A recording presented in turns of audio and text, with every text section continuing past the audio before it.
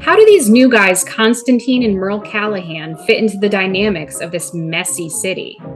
How many angles is Mike McLusky gonna play to get some kind of peace in Kingstown? Who will win in this war between the Aryans, Crips, and Russians? And is there any chance that Mike and Iris might have a happy conclusion? Red and Red Real Reviews jumps into corruption and crime with Mayor of Kingstown Season 3 on Paramount+. My God! Okay, it's happening.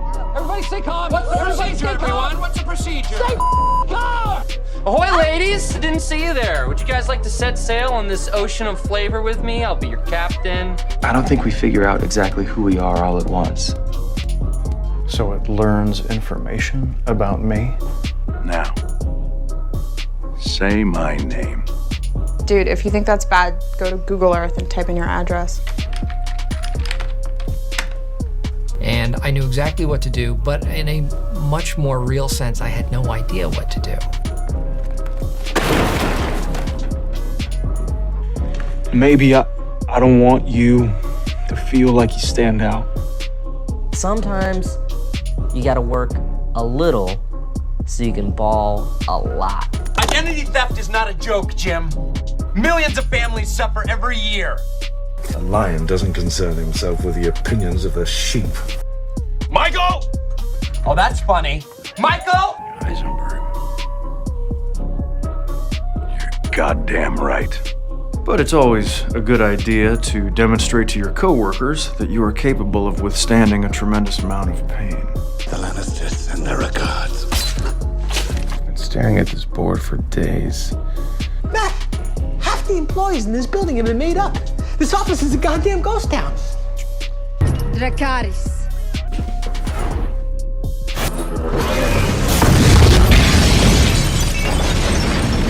So, welcome back to another episode. So, this is episode 22.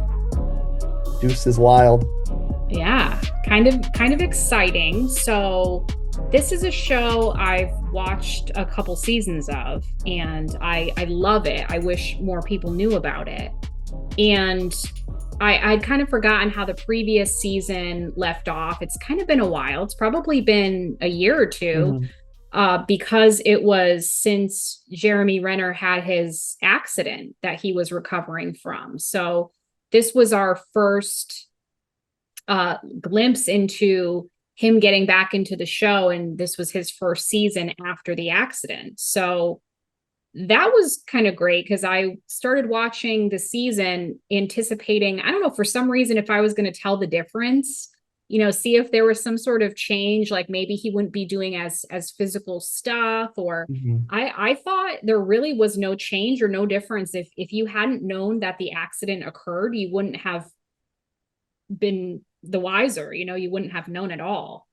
Yeah, and to that point, who knows what his just normal acting protocols are with stunt doubles. I mean, he might have a stunt double even if he's not post-accident or something like that.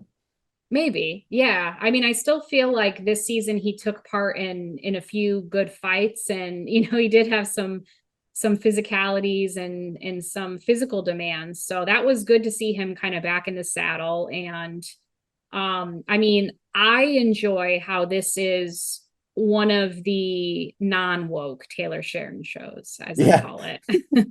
And well, I guess in fairness, there was only one. Yeah, true. But I think it's because he doesn't do the writing. I think he's purely a creator or producer credit or executive producer. Yeah. I mean, what does he write besides Yellowstone? Maybe 1883 and 1923. Yeah, I think even in Lioness, I think he did have a hand in writing some of that. So he's kind of, behind the scenes. He's not really like pulling the strings of creatively what happens in the show, it seems like. Yeah. And interesting, like full disclosure for me, I had another Outer Range moment with Mayor Kingstown where I swear I started to watch this when it first came out, and for whatever reason, it just kind of didn't click with me. So I've got a lot to catch up on to get ready for this review. And I'm like, start getting the first few episodes, and I'm like, okay, this is good. This is really good. What the heck was wrong with me before? Why wasn't I into this the first time?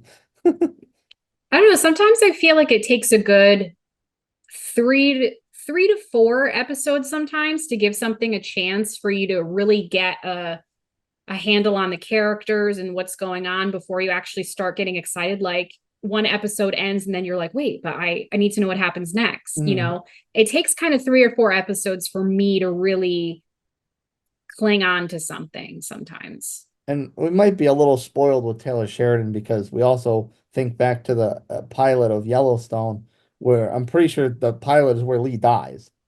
So Yeah. it got off to a very quick start. Yeah, a lot of action in Yellowstone. A lot of his shows, all of his shows, in fact. I mean, and next season we're going to be covering season 2 of Tulsa King, which I'm really excited about. So, so we'll get to see more of his shows. But all of his shows are full of action, really exciting. There's a lot of stuff happening and going on, and this show is really no different. And he, like a lot of other creators of TV shows and movies, Taylor Sheridan, you always see familiar faces in his shows. And one that I didn't look up, but I was debating whether this was a familiar face, is Merle Callahan, the guy who plays him. I was like, this guy looks so vaguely familiar. Is he just from something else, or is he from another Taylor Sheridan show? I couldn't quite figure out. I was thinking he looked familiar to me as well, but I didn't pinpoint him from another Sheridan product. I just figured I'd seen him somewhere else. He was a known face in other works. Yeah, I didn't get a chance to look it up, but you had a note that that there was a famous face in Mayor of Kingstown from a Sheridan show. I only noticed 2, and I'm sure there's probably more that I didn't catch, or maybe they weren't a prominent role. But the 2 that I caught, one is Ian. He What's has Ian from? Ian, has a much bigger role in this than he did in Yellowstone, but he was Donnie, the sheriff, that kind of is at odds with John Dutton. I did not realize that. As how they're kind of policing the air. I don't want to say precinct, but I don't want to say ranch either because he's the sheriff of the whole thing, the whole town. But that was or county, I guess would be would be a more appropriate word. But that was, so like I recognized him right away. Like I knew that was Donnie because of him and John Dutton had a very a little bit combative relationship early on, maybe in the second season or so. And then the other one wasn't in this season, but he was in I think the previous season, maybe in season 1. He was one of the guards that when they had I guess it was in season 1 because it was the catalyst where they put Bunny into the prison. He was one of the guards. You got the ever living snot pissed out of him, beat out of him. Yeah. And he was one of the deputies that went out, I want to say with Casey, maybe with Casey and Jamie. Yeah, I know exactly who you're talking about. Yeah, and they had an incident where they had their sidearms drawn on Rancher, and then the guy's son comes out and starts like, oh, I gotta defend my dad. He brings a rifle and the deputy shoots him. So they gotta find a way to kind of brush that one over. To cover it up. Yeah. Doesn't he have a mustache? He's kind of a shorter guy. Saki. Yeah. Yeah. Yeah, I definitely remember him. He got killed pretty bad in the riot, I'm pretty sure. Yeah. So and I couldn't figure out if he was, because I never caught his name. I almost think like his wife was the one Mike slept with in season 2. She was kind of a little frazzled from losing her husband. Yes, I think you're correct. It's funny you having that perspective. Like this is all stuff I've kind of forgotten about because the show started in 2021, so it was 3 years ago that I was watching the first season. So that these are all kind of things that I have definitely forgotten about. So for you to go in there and start watching the show with fresh eyes, yeah, I definitely didn't notice these things. I didn't notice that Ian was a repeat Sheridan character. Yeah. Well, he did not last very long in Yellowstone. I want to say he was in a season and a half, maybe. Oh, okay. Because I'm I think he surprised got, even by I think he that. got whacked. Oh, okay. Yeah, Yeah. as a lot of people do in Yeah. Sheridan shows, which we'll speak about some people getting whacked later. So the season really starts off with this monologue from Mike, and a lot of the episodes started off this way. We're kind of wondering, he's talking about his time in prison, he's talking about his relationship with his mother, with his brother Mitch, and we're kind of wondering like who he's talking to. And later we find out who he's talking to. Mhm. But the first episode kicks off with this big monologue where he's saying that when he went to prison, Mitch told him that 5% of people are good, 5% are evil, the rest wrestle between the two. Mhm.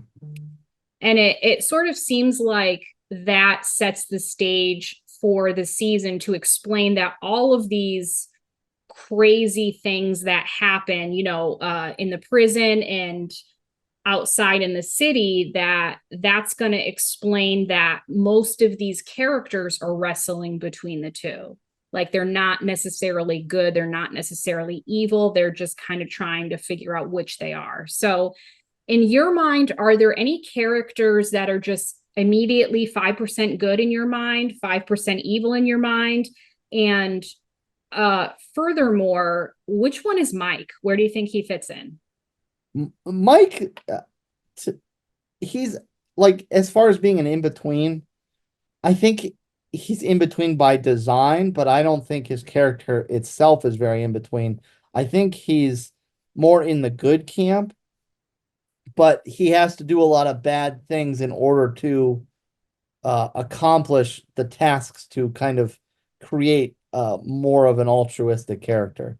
Like it's kind of like a bend the rules perspective where he's got to, okay, like, all right, I've got to dance around the law a couple times here and there in order to get us to, in order to get this town to a better place, or get these two gangs where they're not at each other's throats. Like he's kind of got to skirt around certain legalities and so to me he that's kind of it's not always necessarily a quote unquote bad thing when it doesn't necessarily, I should say, he doesn't always make you a bad person if you kind of have to stretch the rule book a little bit to advance a good cause. Right. Yeah, I definitely had him on my in-between list. I think the difference with Mike is that he's very aware of the fact that he's like, oh shit, I have to bend the rules a bit to get what I'm going for. And it is for the good of the town, it's for the good of everybody, but he doesn't really like the fact that he has to do that, but he does it out of necessity. Obviously the people that I see that are just like straight up evil are all of the gang leaders, Constantine, Callahan, Bunny. They're pretty much evil to me, like without question, because of the manipulation that they perform all the time. I would totally agree with Callahan, and I would totally agree with Constantine, and you also forgot Milo. Right. Bad. I mean, I kind of purposely wasn't mentioning him, but oh, sorry. I mean, we can not like we're spoiling anything for people who haven't seen, but yeah, I would definitely put them in that category. But I do think we saw a little bit more badness out of Bunny this season. We saw where he kind of threatened Mike, and he's like, you know what, it's time for me to get I forget what he says, but I had some quotes from him where he was kind of really getting mean.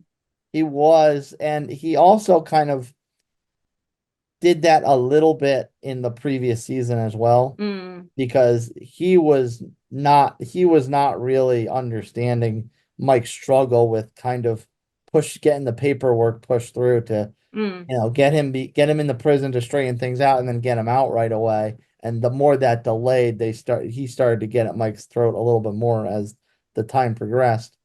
But I do agree that he heightens it up a little bit, because in this season there starts to have more drama happen inside the prison. Like Raph's not really keeping a lid on certain things. Drugs get laced, and that starts to cause a problem. So he does start to get a little bit more angry. And then, of course, I think it was the Mexicans, they kind of take advantage of jacking up the cost of his transactions. But Bunny's an interesting one to me because he's had like an arc where he was very much working in tandem with Mike as a close ally. So maybe, and maybe to your previous point, it's because I had to watch them all in short succession of each other. Maybe I kind of have, I kind of still have a closer perspective of Bunny from start to finish, as opposed to just this season. It's like I kind of see Bunny as more in the Mike realm too. Like Like he's in the not, middle. yeah, he's not quite to the extreme of Milo and Yeah. Callahan and Constantine. Yeah, I see him as a little bit I see that he has the potential in him to be very scary, I feel like. Yeah. But then again, so does Mike, so does Ian, so does Robert, especially Carney. Uh, Really the only person I put on the good list, and this is, keep in mind, the like most of the season. We can't say that this is for the entire season, but the reason, or the reason I would put this one person on the good list is that Mike says you're the only good thing left in this town. He's talking to Kyle. So then we find out later on that Kyle has done something bad, and we're like, wait, what? Like the whole world is shook. So, I mean, then we have characters that are side characters like Evelyn. She's good. She's just doing things for the better of the town. She doesn't want to get into the corruption and the cover-ups and all that stuff. She's trying to expose that stuff. And then I would consider that Kareem is a good guy. I mean, he's got his issues, but I would say overall he's a good guy.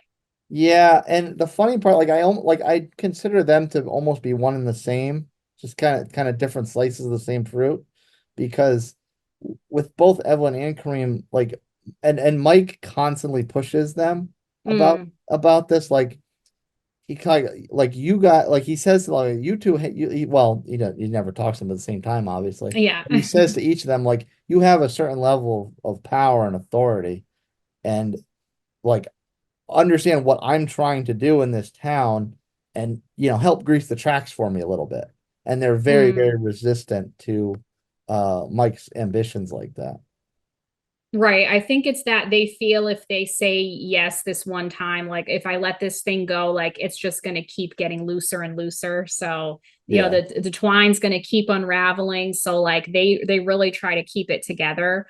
And then, I mean, like the in-between people, Ian, Robert, Carney, they're all really trying to do things along with Mike. They're trying to fix things and clean the messes up that are created. And at times, I know towards the end in the last episode, Evelyn makes a comment that she says that Robert is evil, and that if she has to take down Ian to get to Robert, she's fine with that, because she kind of makes the comment that like Ian's not quite as bad, but like he's a little bad. So yeah, she said Ian's not a saint, but he, and we'll talk a bit about that later. The themes of the show. I know you wanted to talk about Iris, where she relates to good, bad, evil.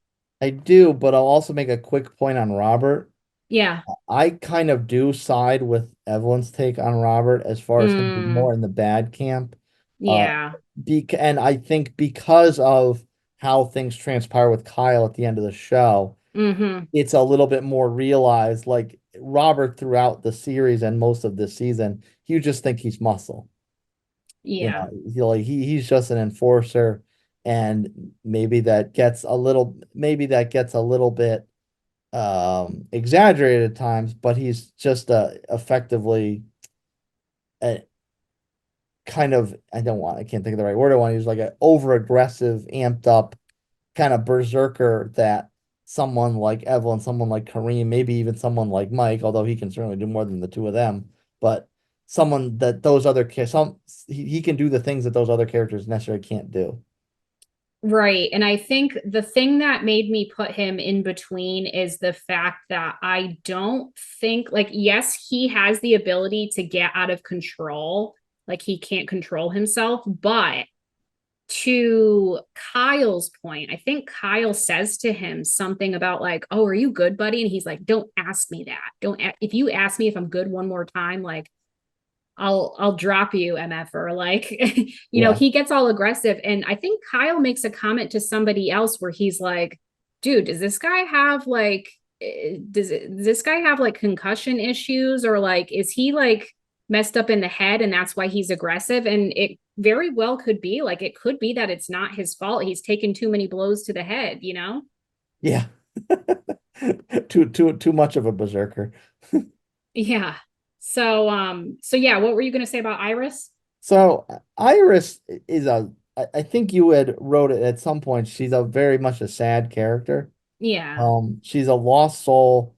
I think it's pretty obvious very early, if not in this season, in previous season, that she does have a strong attachment to Mike, and he's reluctant to take them further past friends or even allies, if not friends. Because like he has, even though she's got a checkered past with Milo and with Constantine, he still kind of sees her as this innocent. And like I think he's afraid because of the introspectives that are Mike, that the show does highlight about him. He kind of doesn't see himself in this good light. And because of that, he doesn't want to portray this aura of evil or negativity upon this person that he sees as a sign of purity. Yeah, I definitely think he sees her that way. I mean, you mentioned her checkered past. So where do you think that puts her on the spectrum of good versus evil? Well, honestly, probably as far as spectrum's probably the right way to describe this with most of the characters. I almost would probably put her in maybe the bunny camp. Oh, okay. Where like, yeah, she's got bad, then there's bad things Bunny's currently doing as opposed to bad things Iris has previously done, but they're not necessarily doing or have done those bad things because they're a bad person. It's just look at this environment that they exist in. Yeah. Well, speaking of bad things, so there was tons of drama this season, inside the prison, outside the prison. There was cover-ups, there was gang hits, there were stings. So amidst all that drama, what ongoing themes, if there were any, did you get out of it for the season?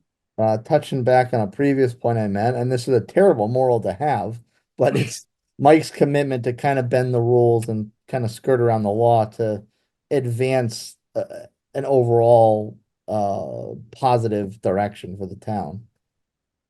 And the fact that he's doing this, constantly fighting uphill battles to me with almost every character except Ian.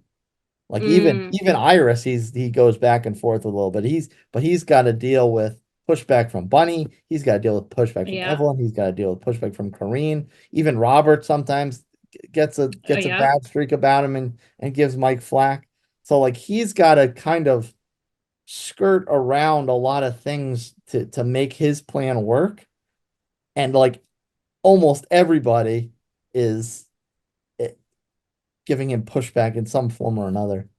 Right. Except for Ian, I would say is kind of down for whatever. He's kind of got the ride or die mentality. Like whatever's going on, Ian's like, I got you, I use the example of, whatever's happening, if he's on the phone with Carney's like, I don't want to have to do this, but they all kind of go to bat with and for Mike. And even when things get tough, like there was that situation with Ian having to shoot Charlie, who is like the mentally disabled serial killer. Yeah. We'll talk more about that later because that was absolutely gave me the heebie-jeebies. But Me too. It was in that moment, for such a side kind of storyline.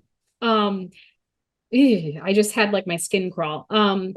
So even in that moment, like he developed a relationship with this man, like he kind of like would visit Charlie, he would take him out, and so he was all shook up about having to shoot him and kill him. And then Mike calls him, ring ring, and he's like, oh yeah, I need you to be a buffer for this. And Ian's like, listen, Mikey, I've had a really shitty day, like it, because he doesn't even say like, yeah, by the way, I just killed this guy who's like kind of a buddy of mine, even though he's a serial killer. But he's still like, okay, I'll be right there. And then he like, it's just like a little casual thing that they have to take his partner's car because obviously he shot Charlie in his own car, and I'm sure it's a mess. Mm-hmm. So, I mean, just Ian wanting to dive into whatever, like no matter what he's got going on, no matter what his headspace is, he's like, all right, got you, buddy.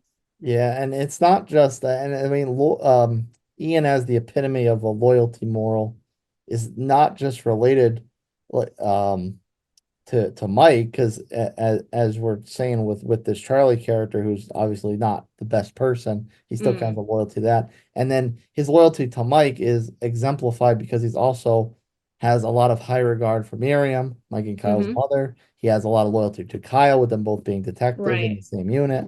So like his execution is very much like Mike, but it's almost because he has these strong loyalties to the McLusky family and obviously other characters as well. Right. And speaking of family, I mean, this has been a constant theme of this season, and Robert, of all people, is the one to mention it. He's saying to Kyle how once you're on the same SWAT team, like you're family. Yeah. And in a lot of the instances of, in this season of not just family, I mean, you had the situation with Tracy where Mike helped her out instead of her going to her husband. And then, Kyle was angry when he found out he's like, if I can't protect you, like, what's my purpose? Right. So that whole thing of like, yes, you have to protect your family, but at what cost? And then there were just so many situations where the lengths that people would go to protect their family or somebody that they cared about. So it makes you sort of question, if you're going to just do whatever for your family to save them from harm or to save them from death, like, does that mean you have to become a different person in order to do that sometimes? And that scenario can almost go in the opposite direction too, because Tracy did not reach out to Kyle because she wanted to protect him, and she knew the things that she probably needed Kyle to do, Kyle cannot do, so that's why she went to Mike.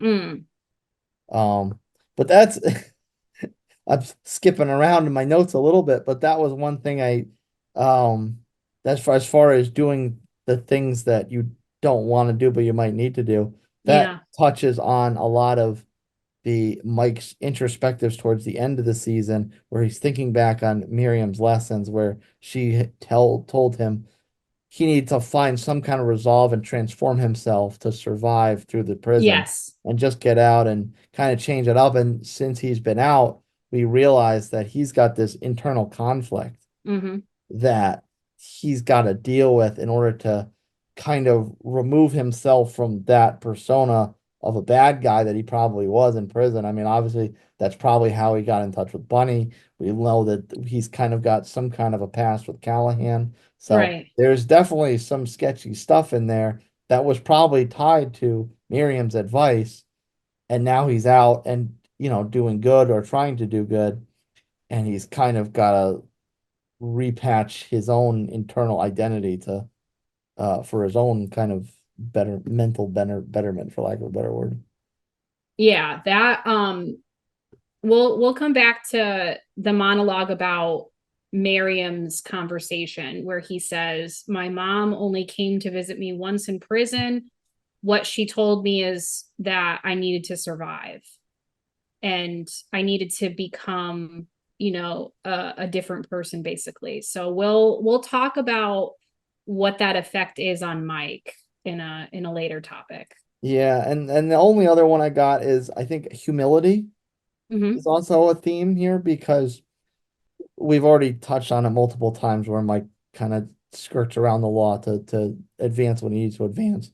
To the point where there was like a stretch of like 3 instances in a 2 episode span where he had to work an alliance with Bunny at the same time he's working alliance with Constantine, at the same time he's working alliance with Callahan, and he almost like offers one of the three up as sacrifice, for lack of a better word, to another one. So like Mike's someone that is a very loyal person, and he's got to swallow his pride a little bit in order to deal with all these individual parties, gang or crime families, and kind of got to blur the lines between his loyalties in order to put the pieces in place that he needs to or wants to. Right. You're like, he wouldn't really offer up Bunny for because Callahan kept saying, get me Bunny or bring me Bunny. I want, basically, I want him dead. Yeah. And so, I mean, you're kind of questioning, you're like, he's not really going for this. Like, he's playing this, right? Yeah. Like, yeah, you're kind of questioning. Especially when you consider that Mike and Bunny are friends. Yes. Like it's not like that, like there's a past there with Callahan, but you don't get the feeling that they're friends. Right, but you don't get that sense with Constantine, but with Bunny you do. They are friends. But you still are questioning it because Mike plays it so well. He plays all sides so well that it makes you actually question whether he would give that person up or whether he would throw them under the bus. The reluctant puppeteer. Yeah. So we alluded to it earlier. So as we saw in the finale, so one of the most tragic casualties, I think, was Iris, definitely. So, it seems like the whole season there was this sort of unrequited love that I would say kind of did her in, was kind of her downfall, or she just couldn't take not seeing Mike anymore, so that's why she did what she did in the finale. So yeah, I mean, how do you view like her, you spoke about it a little bit earlier, but how do you view her relationship with Mike? Honestly, part of me hopes that maybe she's still kind of alive and she just needs to be brought back in the ICU or something. But yeah, she's got this unwavering loyalty because we see it in the scene on the boat where she has like a blank check from Milo to walk out and she doesn't want to take it. And I think that is, to your point, because of this unrequited love or loyalty to Mike. But it's funny because even throughout the entirety of the show, not just this season, there's that they have that will they, won't they going on. And I think where it's more so on Mike's side, a little bit on Iris's side, not so much, but I think they both know that they're damaged souls, because even Mike at some point in this season is trying to get Iris out. Like, let's talk exit strategy. Let's get you out of here. And she keeps telling him, like, no, Constantine won't have that. He'll find me, that sort of thing. Like, that'll only make things worse. So, like, they both kind of know that they're damaged souls in this trying to do good in an evil world or trying to make amends for past deeds or whatever the case may be. And that sense of where I don't know if Mike accepts himself as a good character, and he doesn't want to put that onto Iris because he sees her as this innocence or purity, even though obviously she's a little far from. Right. Like, I think there's almost a little bit of that in her too, where there's almost like some form of sacrifice where even though you kind of get the sense that that maybe they want to do something, but not being together is almost like some kind of sacrifice to preserve their own souls. Yeah, it's sort of a complicated thing because I mean, even in I think it was the first episode when Tracy is having the baby and then Mike comes back to the house and it's just Iris there.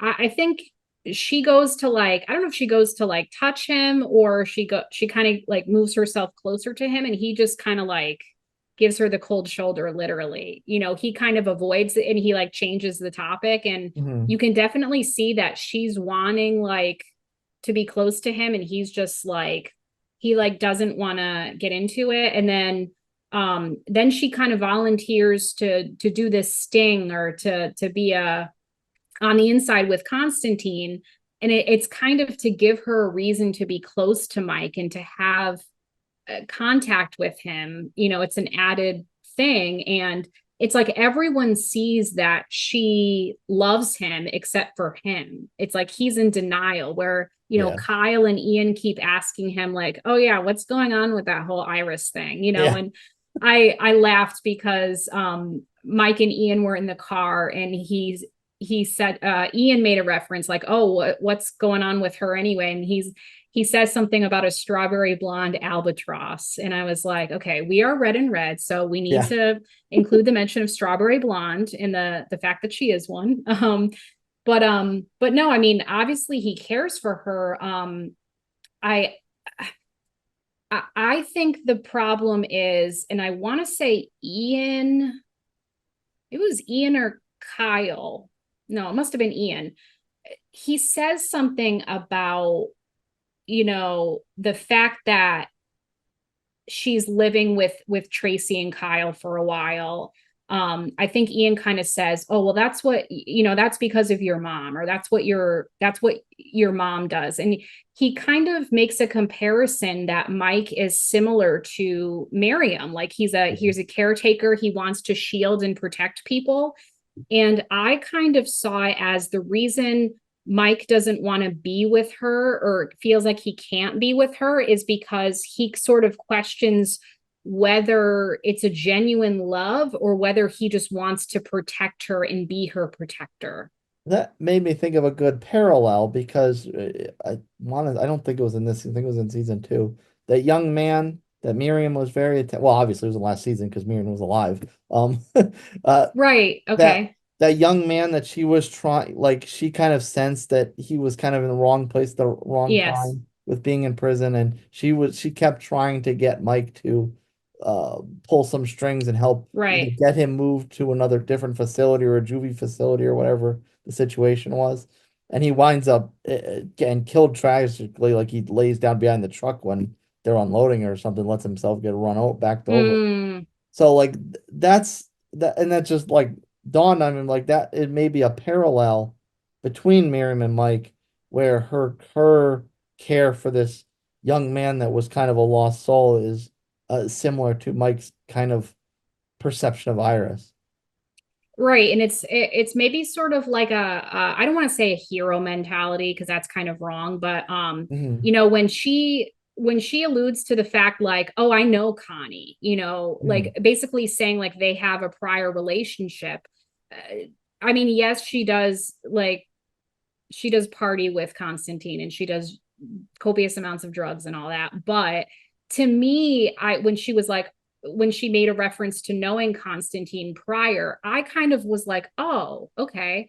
It seems like Constantine is maybe like, and I use the term mentor very loosely, but like, I almost kind of feel like maybe that's what it is with Mike. Maybe it's like, he kind of sees her as more of like, okay, I want her to do well. Like I really care about her, but maybe it's not romantic. And he doesn't want to give off those vibes. Right. I mean, to the point where she gives him a pet name to this Russian drug and sex trafficker, druggie. So it's like, yeah, like you think like, okay, she has this mentor-mentee relationship with this guy who's kind of sketchball. Yeah, I mean, yeah, it's just a difficult thing. Like they just have a very complicated relationship. So when they have that whole exchange, with Milo at the end, and she like, she's face to face with Mike, and he's like, you need to go and you need to never come back. And like, I don't want you're never going to come back. Right. And he's like, repeat after me, or you're like, and she swears that she's never going to come back. That was kind of surprising because obviously she was offered a passport and the ability to go anywhere by Constantine. She turned it down.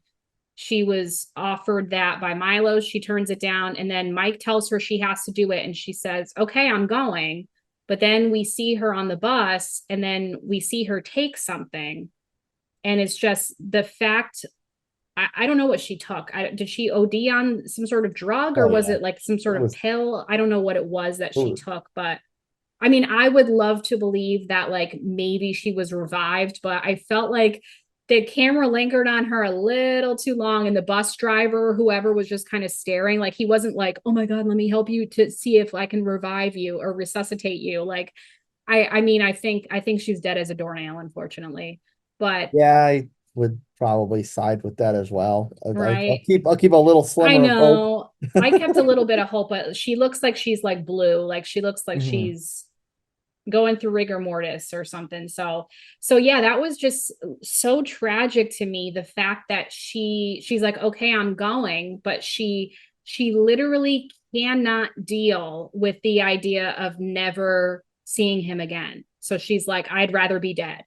And I thought there was a point where she might turn the corner on that because there was a scene with Rebecca where they're in the car and she tells her, stop trying to save Mike. Like, you're not going to save Mike. Mike is kind of, I think she implies that Mike is kind of just on his own path to salvation. It's like, don't try to save Mike, save yourself.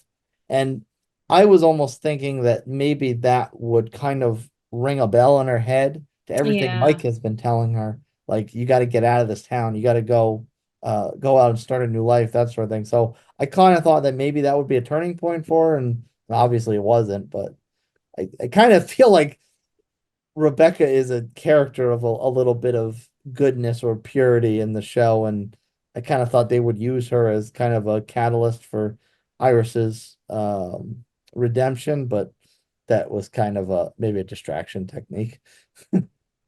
Yeah.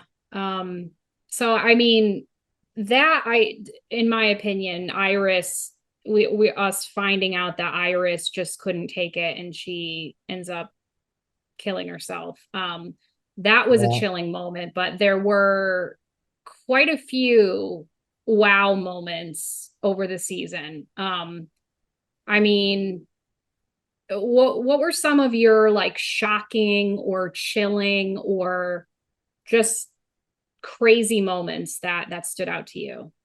They were all towards the end for me. Oh, okay.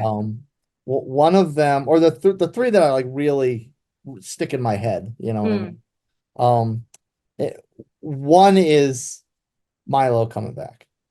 Yeah. Because you're like, okay, the boat explodes, it's up in flames, like he's dead. And so I'm thinking coming off of season 2, and then they kind of introduce Constantine fairly early in this one and introduce him as a very bad person. I think you had it noted, the instance from early in the season as a wow moment, but like, so they kind of introduce him very early. They establish him as very bad. So you're not expecting Milo to come back. So I'm almost thinking like, okay, if this series is going to be a long running series, they're going to do like a different villain every 2 seasons or so. That's okay. I mean, that's kind of in the works to keep a show running. You know what I mean? Because eventually you kind of get tired of this. It's kind of like Walking Dead kind of did something like that, where they kind of had a villain for a few seasons and then a conquest of that villain, and then you brought a new villain, did it again, brought Negan on, and then of course I stopped watching because the rails came off that show. But so I kind of thought this show was kind of doing that. So then to see Milo just pop up out of nowhere and go right back to his typical old devious self was kind of a shock value, the first shock value to me. Yeah, I would definitely agree with that. And the only time I was like, I was like, he's definitely dead. And then there was the first time that Iris mentioned to Mike, she's like, yeah, Constantine is like getting all drugged up and saying that he thinks Milo's alive. And just, that they're all kind of like, no, that's crazy. And then like, I was like, yeah, like he's obviously, on too many drugs. And then like there was something soon after that I was kind of like, wait, maybe there's something to this. And when we saw Milo, I was like, of course. And I thought it was funny because when he calls Mike, Mike's like the least surprised person ever that he's still alive. He says, hello, Mike, and he just like sits there, rolls his eyes back, like, oh, this guy again. I know, and it's interesting because that the Milo coming back kind of tied in with one of my other crazy moments was the reason that Constantine killed Tatiana was because she warned Milo. And that's how he was obviously able to avoid death, even though, so he set that whole thing up with the boat blowing up, right? Oh. I mean, that's what I gathered, but I mean, that was the whole reason that Constantine killed Tatiana, because she tipped off Milo. So then they had the whole situation with the baby being left with her in the dumpster. You see rats crawling in the dumpster, like that whole scene. I was just like, oh my God. And then like in the scene after that, Ian remarks, like, he's like, yeah, that baby was in the cold and it gnawed on its own hands, like, because it didn't have any food. Like that whole thing was just like so incredibly sad and terrible. But and it just shows what a monster Constantine is. Yeah, and very cold to that as Ian's confronting him about it, because obviously he's trying to get well, maybe not necessarily confession, because Constantine's not going to do that, but some kind of show of guilt or some kind of some kind of poker tell, pardon the phrase. But like he's trying to get something like that out of Constantine, and Constantine is just so cold to Ian confronting him over that it's like, yeah, this guy's got ice in his veins.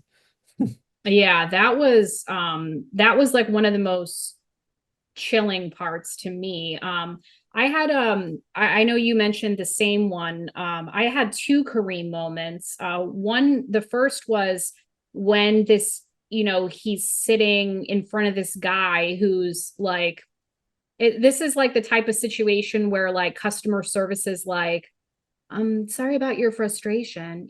That's how this guy was treating him, when he was basically like, yeah, we're not going to fire you, but like, you're going to have to resign. Like, it would look better if you resigned, and, all this stuff. You're a survivor of a riot. So like, yeah, I mean, we can't fire you and stuff, but when Kareem reacts and he's yelling, like that just like broke my heart, where he's like, you want me to resign when like to go to what? Like, how am I going to get another job like at the top, like, doing this thing that I've been doing for 20 years or however long? And he's just like beside himself. He's like, there's no option for me after this if I resign. Like, don't you understand that?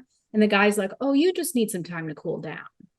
Like, I mean, that whole thing, when he was yelling, I was just like, oh my God, like I feel so bad for this man. And I think that set up the sadness of the later moment. Yes. When Kareem's in the yard, he thinks there's a riot that resulted in a killing, so he goes in there by himself, doesn't wait for backup, doesn't wait for Carney to go in there. He calls backup, but he doesn't wait for backup. That was key. Yeah. He calls it in and they just goes. And I think that previous moment where they were trying to get him to step down, I think that set up his mentality going into it, because we know that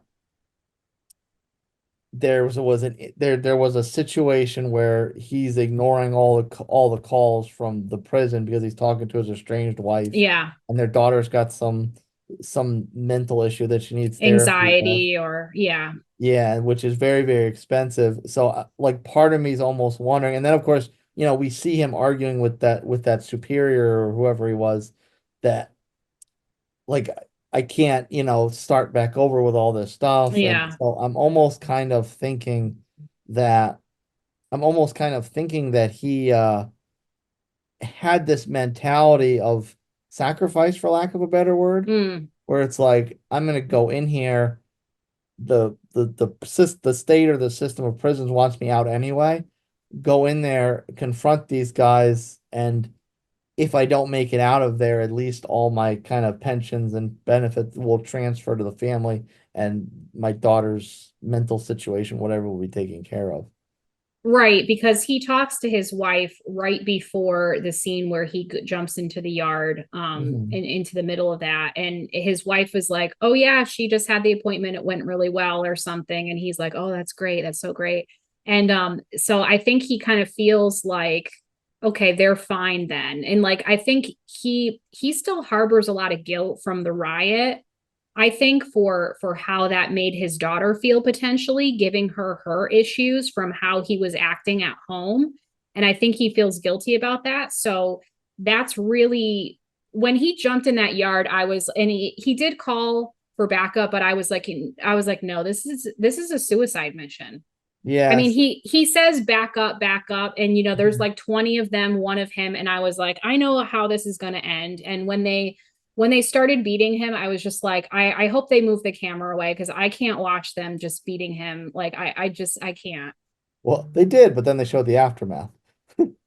Yeah, so they didn't keep the camera lingering too long. I was just like, if they string this out, like, I cannot deal with this. I had to like look away after the first few punches. I was like, this is just like I Yeah. can't. Yeah, so like it was a wow moment, but it was also a very sad moment. It was so Yeah. tragic. And like that's like, with along with Iris, Kareem, like those were just two tragic endings that, in my opinion, didn't have to happen. But like, and I'm sure to them, like they felt like that was their only option. And that's what was sad about it. You had a moment about Kyle. That might have been to me the biggest wow moment, because it sets up this monster cliffhanger, and touching back on that kind of who's good, who's evil perspective. Like I said, like to me, that was the moment where you knew Robert, where I knew Robert was bad. Like he's shoots this guy that's just hands up, I surrender, and then he walks up to this other guy who's in the car, like I'm with my son, and Yeah. like that guy doesn't look like he's a crip. He just looks like, because this battle on the bridge happens like in the middle of actual, like, just regular traffic, so there's civilians out there. Yeah. So for him to like put down this one guy who's actively surrendering, and then walk up to this other guy's with his kid, and he's ready to do, and he's all ready to do the same thing. So like to me, that was where the light clicked on, like, oh, maybe Evelyn's right about this. Like we knew he's a loose cannon, but like maybe he's Yeah. actually got something wrong in his head as far as not being a bad person. And for Kyle to uh kind of put him down. I mean, obviously they're SWAT, so they're all wearing armor. So like I really didn't, unless it was a headshot, I really wasn't concerned that Robert was dead. But like for Kyle to put him on the ground like that, to me, that's like Kyle is the hero in this, and he's taking the fall for it, because he's shooting his fellow officer. He's Right. just shooting an officer in general. So Kyle's going to take all the blame for this. But like I'm almost hoping that for the following season, there's going to be some kind of someone's going to stand up as a side hero and be like, listen, he may have shot his comrade, his officer, his fellow Teammate, officer, yeah. and done something bad in that, right? But let's talk about what this guy was doing at the time he made the decision to shoot him. Like, this was a terrible situation. This was going to have to be a massive cover up for the DA's office and the police department to Right. handle. Like this was like he stopped a situation from getting way, way worse. Right. And just, well, hashtag justice for Kyle, but for for him to recognize, like, listen, that's not the way that we do things around here. And the only thing that he could do was to shoot him, to stop him from doing that. So, I mean, we'll see if hopefully, it seems like Evelyn wasn't really willing to give him the benefit of the doubt, but I mean, we'll see next season what happens with that. And then the last chilling moment was we mentioned the Charlie situation. So, oh my dear Lord, the guy who plays Charlie, like, phenomenal acting from that guy, because like, you know how when Charlie was talking normally, he's very childlike, when Ian's partner, he's like Stevie or whatever his name is, he was like, oh, you're funny, I like you, and he has this certain way of talking that's very childlike, obviously mentally he's not right. But then when he just like, and it's not even just his voice, it's just like his whole like demeanor changes when he says, what about the man on the porch? And he says it like just like that. You're just like, wait, this is like a different person that I'm speaking to. Like, I just I like cringed, because I was like, I had like a shiver go down my spine in that moment. And then when Ian was like, what did you say? And he just was like, bam. Like I was just sitting there like in disbelief, like that happened. And when he takes them over to the tree, like, I think this is where her legs are. I think her legs are buried by this tree, and they're just like, ooh, skin crawl. Oh my God. Yeah, that was insane. I hope that guy who plays Charlie gets some sort of award for that, because that was unlike anything I've seen in a long time. Like the physical reaction I had to just him saying that one line, I had to pick myself up off the floor. Like,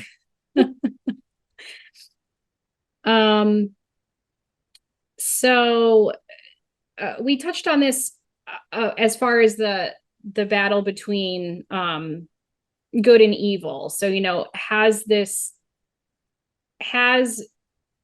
the experience changed Mike of having to be this mayor or this fixer? So I think it's when their mom has just died. Tracy kind of makes a comment, or maybe it's when he helps Tracy out. She just says, man, you're just out here saving everybody and protecting everybody, and makes a comment about that. And so it seems like Mike is just kind of cleaning up after people left and right. He's more so than usual, which he has done the past 2 seasons. So, I mean, in a quick yes or no, like, do you think that the things he's had to do has affected him in any way, or changed his character throughout the 3 seasons?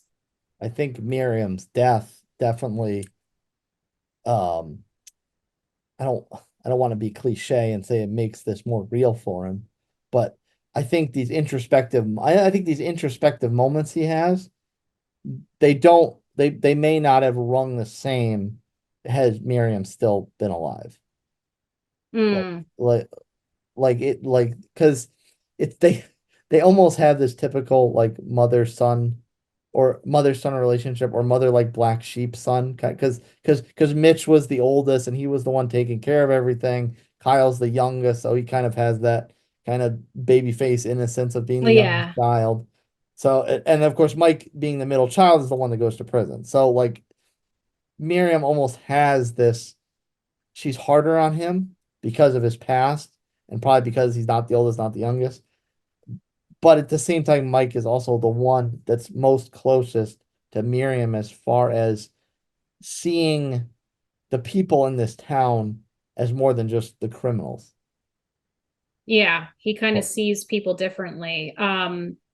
But I mean, I feel like this season, and maybe his mom dying was the catalyst for it, but it seemed like this season he lost his patience, he lost his cool quite a few times. There's the situation with the 2 guys blowing up the KPD cars in the parking lot, and then they figure out who did it, and then he's kind of talking to the guy, interrogating him, and he ends up pushing the guy off the roof. So he loses his cool with that. And then really in the moment that he shoots Milo, the reason he shoots Milo is because Milo's like, oh yeah, you and I are the same, Mike. And then he makes a comment, never insult another man's mother. Right. Or a mother's son who happens to be the person that you're talking to. Because when Milo said that the reason that his mother was dead was because of Mike, that was just enough for Mike to lose it and be like, bam, you're done. Yeah. That that's funny. I didn't necessarily like put the pieces together on that one, but you're right that he does kind of have a short fuse in this. And I forgot what pushed him over the edge when he threw the guy off the roof.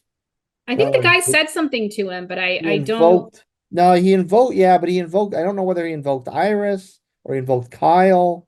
Like he said something about someone close to Mike. Pushed his button somehow, and I couldn't remember why that was. So I mean, as far as the last 3 episodes were pretty crazy. So they were packed with a bunch of stuff. So I mean, what feelings did you have when the credits rolled after the finale? Like, what do you think as far as Mike goes? Do we think it's going to get better or worse as far as him dealing with the death of his mother and dealing with all the shit that's been thrown at him? Or, what kind of things do you think will be addressed next season? I'm very curious what the cast is going to look like because there's a lot of things that need to be resolved and everyone's dead. Yeah, I mean, we don't have Milo anymore. We don't have Iris anymore.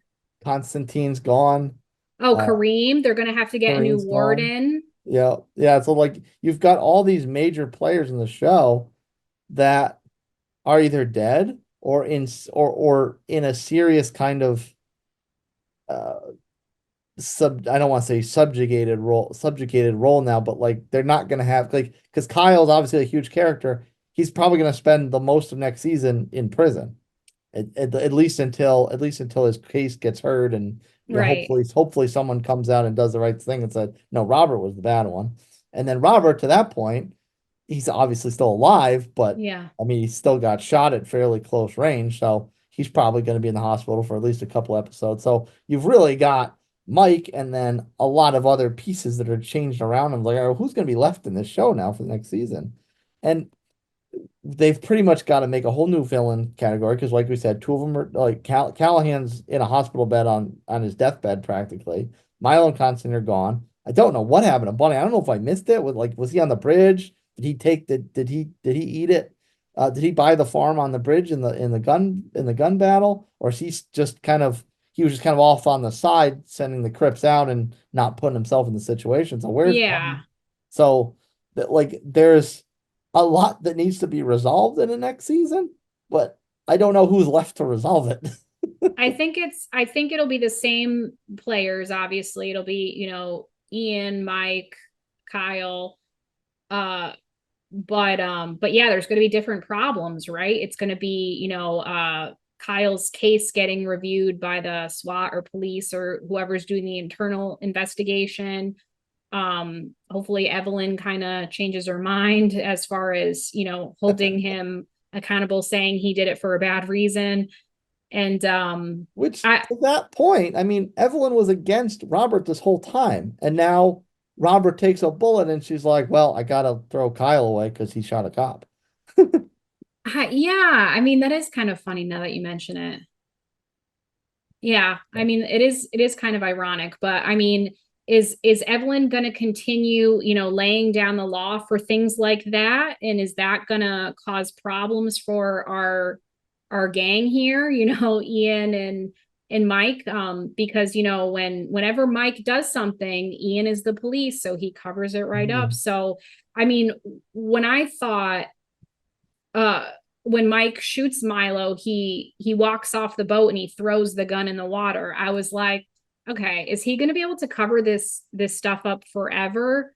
Or is something going to arise where somebody finds a gun in the water and then Ian can't cover it up anymore? Because, I mean, there's only so much covering you can do. We saw he had to kill Charlie to cover up the fact that he had killed Morrissey. So it's like you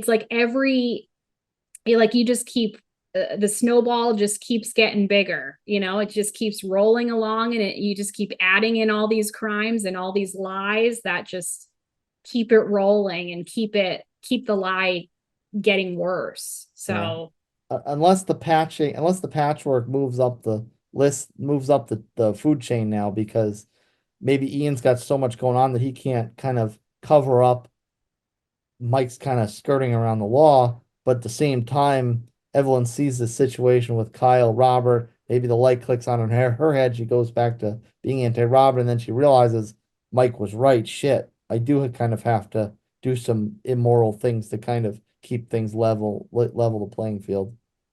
Oh, maybe.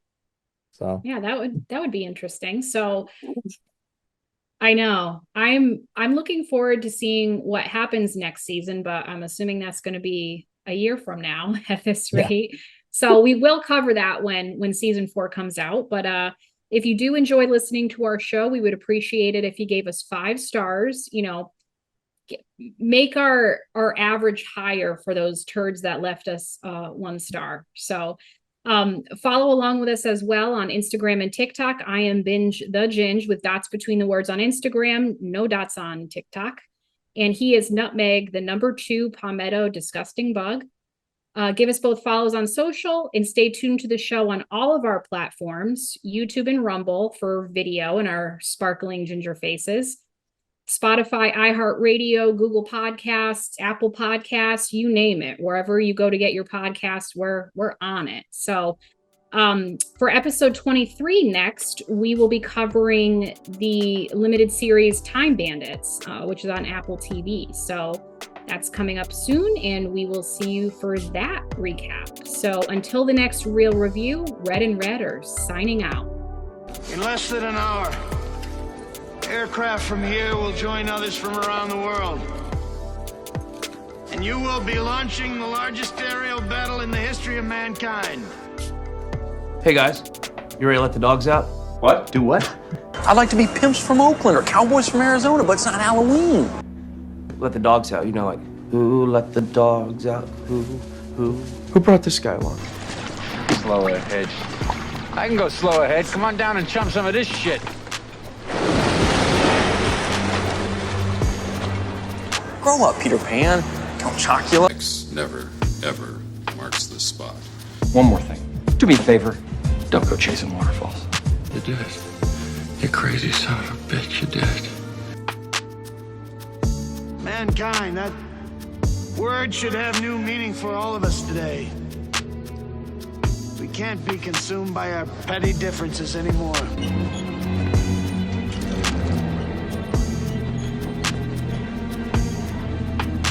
You're gonna need a bigger boat. No. Try not. Do. Or do not. There is no try. All right. Then you do us proud. Because I don't want no scrubs. Don't act so surprised, Your Highness. You weren't on any mercy mission. Not from tyranny, oppression, or persecution, but from annihilation. We're fighting for our right to live. Snakes. Why did it have to be snakes? I'll take care, all right? None but love for you. None but love for you. X marks the spot. Have any clue what's about to happen to him? Oh, not a chance in hell. Good night. Blow up! Peace! Fire, you son of a... Toodaloo, motherfucker. Hey, ain't too proud to beg. Come on. What? It's not funny anymore. I don't know what you're talking about. I'm not trying to see references. I don't. Still, nothing. I swear to you. But as the day when the world declared in one voice, we will not go quietly into the night. We will not vanish without a fight. We're going to live on. We're going to survive. Today, we celebrate our Independence Day.